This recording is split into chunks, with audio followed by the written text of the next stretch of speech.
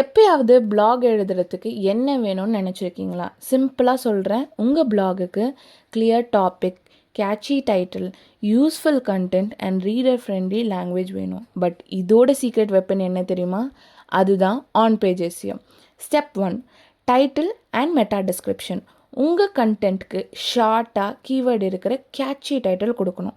Step 2, headings. இதுதான் ரொம்ப இம்பார்ட்டண்ட்டான விஷயம். ஏன்னா ஹெட்டிங்ஸை தான் வந்து கூகுள் க்ரால் பண்ணும். ஸோ ஸ்ட்ரக்சராக போடுங்க. Step 3, keywords.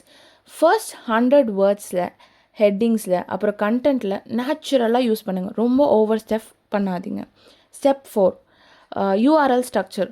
ரொம்ப லென்த்தியாக இருக்கக்கூடாது, நீட் அண்ட் கிறிஸ்பாக இருக்கணும். Step 5, image optimization. Image optimize பண்ண ஃபைல் நேம், அதுக்கப்புறம் ஆல் டெக்ஸ்ட் கொடுக்கணும். Step 6, mobile friendly and loading speed. உங்கள் சைட் ஃபாஸ்ட்டாக லோட் ஆகணும்னா ஃபோன்லேயும் பர்ஃபெக்டாக ஓப்பன் ஆகிற மாதிரி க்ரியேட் பண்ணி வச்சுருக்கணும். போனஸ் ஸ்டெப் கொடுக்குறேன். எப்பயுமே கண்டென்ட் ஹியூமன்ஸ்க்கும் கூகுளுக்கும் ஏற்ற மாதிரி க்ரியேட் பண்ணிக்கோங்க. இந்த ஆன் பேஜ் டிப்ஸ் ஃபாலோ பண்ணிங்கன்னா உங்கள் வெப்சைட்க்கு நெக்ஸ்ட் லெவல் ரீச் பண்ண கூகுளே ஹெல்ப் பண்ணும். ஸோ எங்கள் சேனலை ஃபாலோ பண்ணுங்கள். தேங்க்யூ.